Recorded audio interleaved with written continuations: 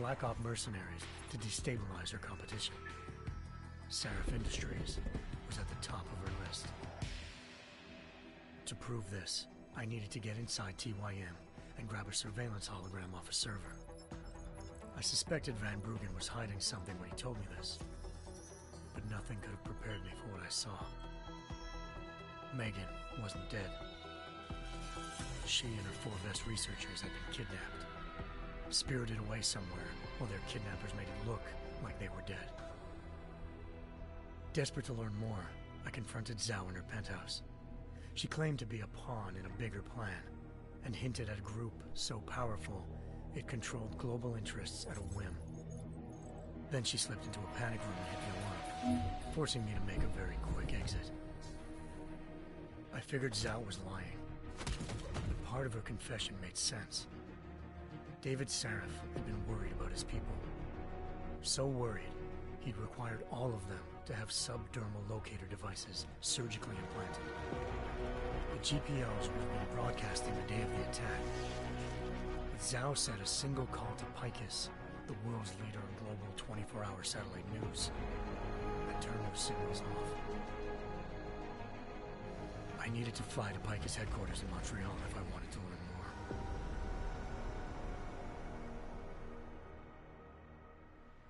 Eliza Cassan, Picus Communications' First Lady of News. Malik thought I was reaching when I told her Eliza was involved in this. The world's most famous news anchor, working with a mercenary hit squad. But when I confronted Cassan in her office, she freely admitted to jamming Detroit's satellites the night Megan's team had been taken. Said she's just been following her commands. I suspected she wanted to say more.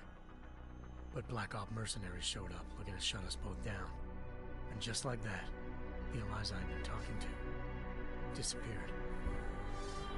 The mercs were led by an augmented killer I crossed paths with twice before, Fedorova, a woman who'd made silence her best friend. She waited for me to track Eliza's transmission to a secret server room underneath the Picus complex, then jumped me from behind. A deadly fight ensued. I made sure she never moved silently again. With Fedorova down and no one left to keep Eliza quiet, she reappeared. Turns out Picus's First Lady of News wasn't a lady at all. She was a sophisticated AI program, engineered to monitor data streams and control what people believed. Eliza told me the mercs had brought in a Humanity Front doctor named Isaiah Sandoval to remove the scientist's implanted tracking devices while Detroit's satellites were down. She also told me to speak to David Seraph if I wanted to learn more. By the time Malik and I got back to Detroit, tensions between normal and augmented citizens had reached a flashpoint. Riots were breaking out in several cities, and the UN was being urged to intervene. Seraph was trying hard to convince Hugh Darrow, the inventor-turned-philanthropist who'd once been a leading proponent of enhancement technologies, to help stop a possible regulatory vote. Seraph had a lot riding on Darrow. Megan's discovery would have given millions of people the chance to evolve beyond their normal human abilities, and at the same time catapulted Seraph Industries to the top of the Fortune 500. According to Seraph, Megan's kidnappers knew this, and didn't want people evolving unless they controlled how it was done. He called his enemies Illuminati, and urged me to keep searching.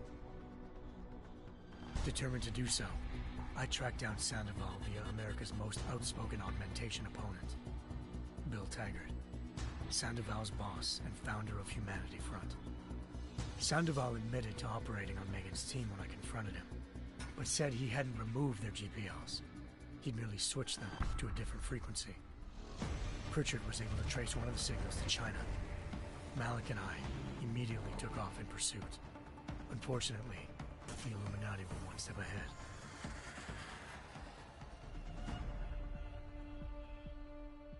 Ambushed. Shot out of the sky by Bell Tower Associates, seconds after entering Hengsha's airspace. Malik's piloting skills saved me. After a tense and bitter struggle, I escaped into Lower Hengsha. The tracking signal I was following led straight to the Triads, or more specifically, to the augmented arm of Tong Si-hung, leader of a gang of augmentation harvesters. Tong said they'd taken the arm off a corpse, which Bell Tower had left at their door, meaning at least one of Seraph's scientists was dead. Maybe not the rest of them, though. Tong pointed me to a port used for human trafficking and helped me slip aboard a Bell Tower ship. It was sailing to Rifleman Bank Station, a military base in the South China Sea. Bell Tower was holding kidnapped civilians as prisoners there, and using them to perfect the Hyron Project, a human-computer interface that left most of its test subjects dead. My search for Megan would have ended then, if not for a mysterious ally named Quinn.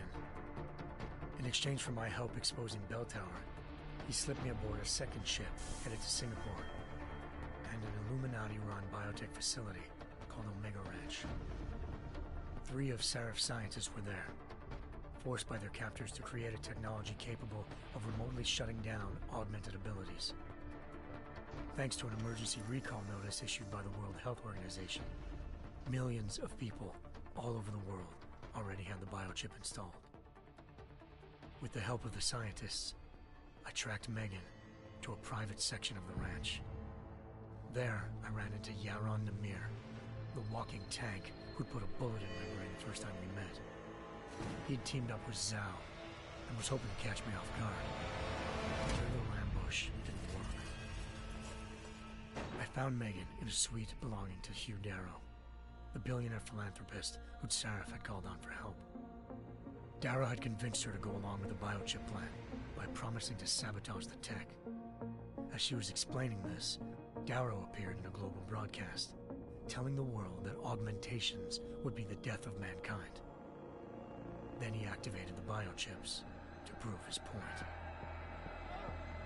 All over the world, augmented people flew into a killing frenzy. Darrow had betrayed everyone, and it was up to me to set things right. To do it, I had to reach Panchaea, a massive installation in the Arctic Ocean. As I raced through corridors built by an all-augmented workforce, I saw death and destruction firsthand. By the time I shut down Darrow's broadcast, I knew the damage he'd done. Still, humanity's future remained unclear. How would the world react to this sabotage? Would people ever regain their faith in augmentations again? What would be the Illuminati's next move? Only time could give us the answers.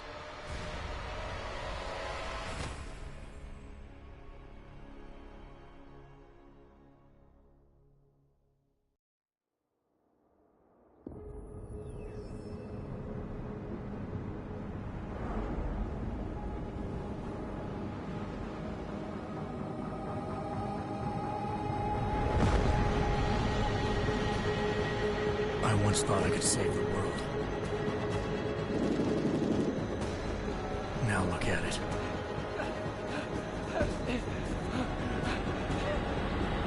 In yet another augmented terror attack, 251 passengers aboard Sister Airlines Flight 451 were killed when an augmented passenger broke into the plane's cockpit and ruthlessly butchered its flight crew.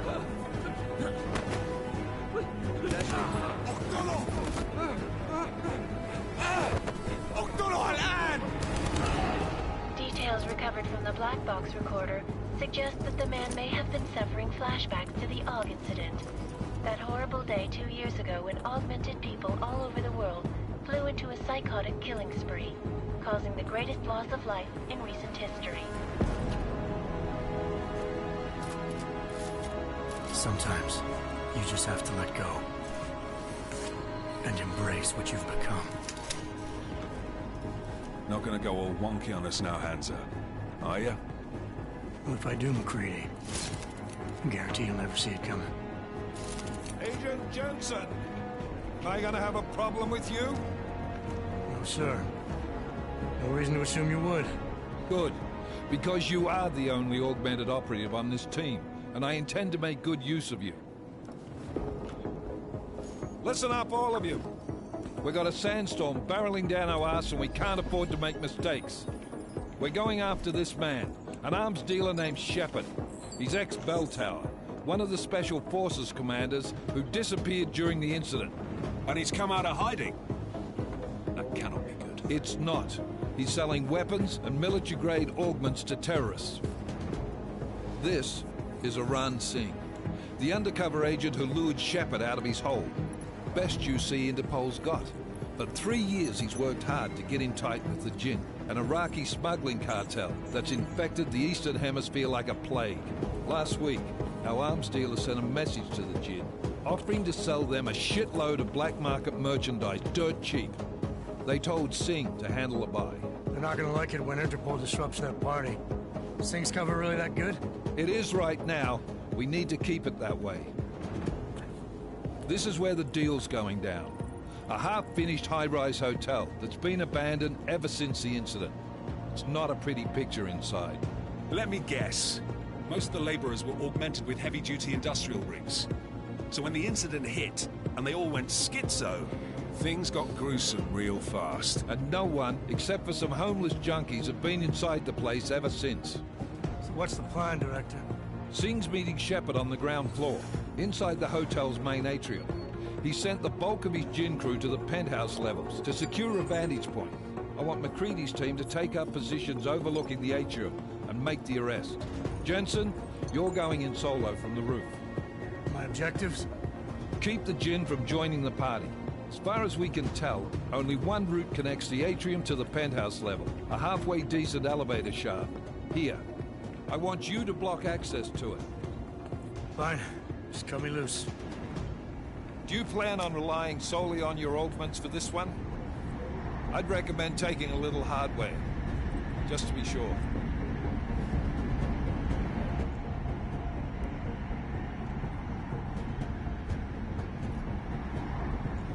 I'm not leaving my 6 exposed. Give me something lethal. Your call, but Singh's undercover in all this. So watch your fucking sights. What about range?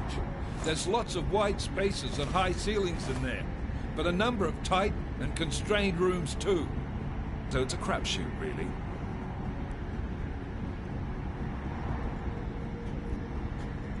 Well, I'm not looking to play dice with anyone in there. Give me something with distance. Your call. Less chance of being seen and compromising Singh that way. One last thing, Jensen. Singh said the Jinn are using some sort of portable Wi-Fi device to boost communications. He's got a better chance of maintaining cover if you disable it. We'll keep an eye out for it.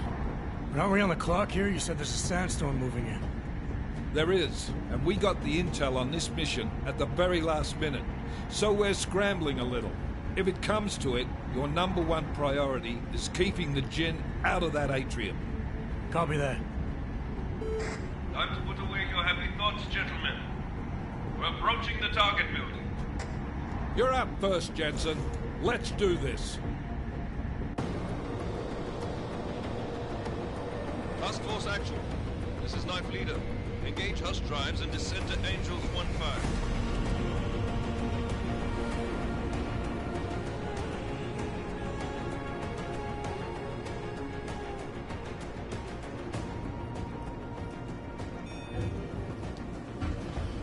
Okay, this is a really long intro.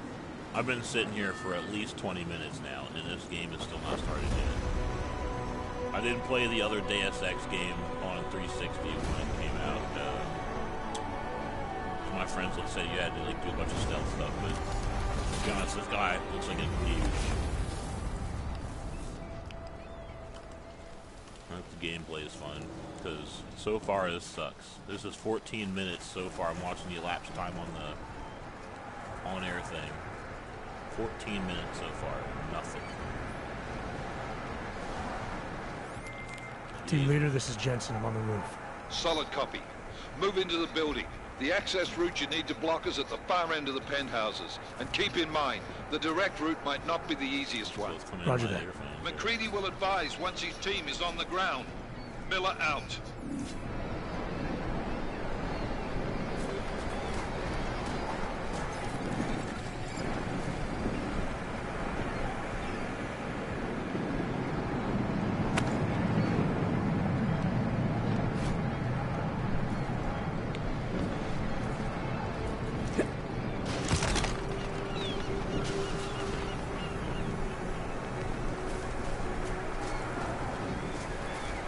I mean, it looks good.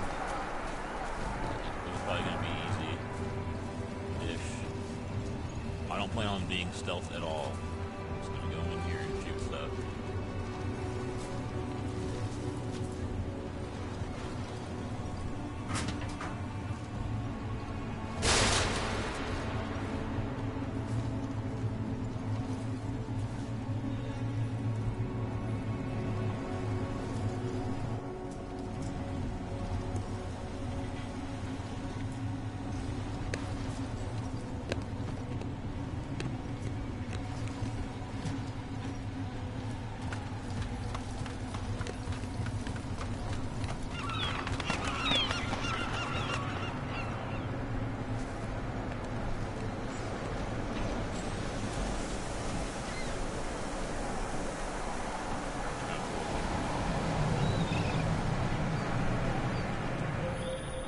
Jensen, we're moving through.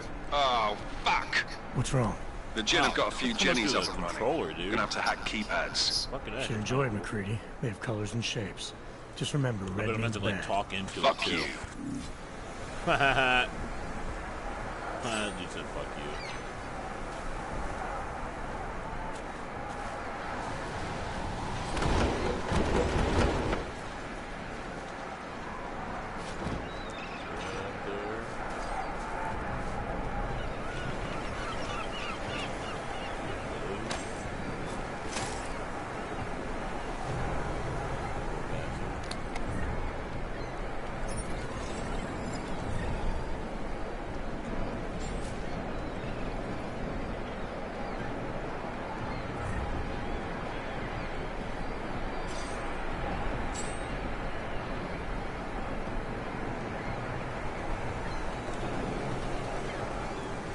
What's up, viewer?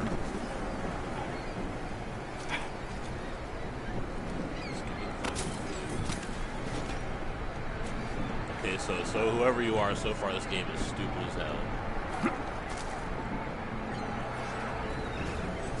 I just sit through 15 minutes of an intro, and now I'm just wandering through this place looking for something.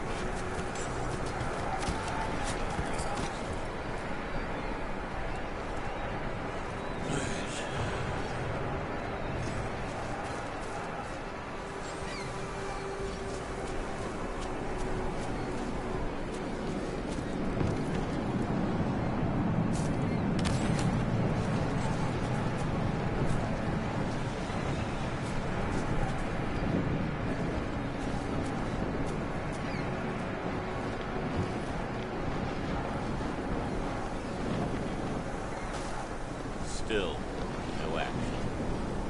Well, I can open the inventory augmentation tool.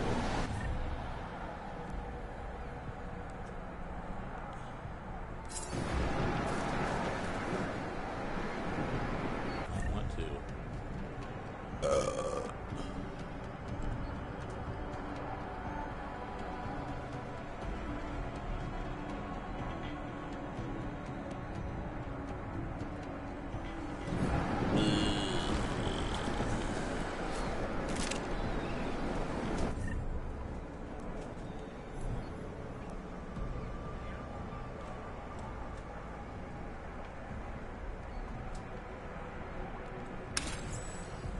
There we go.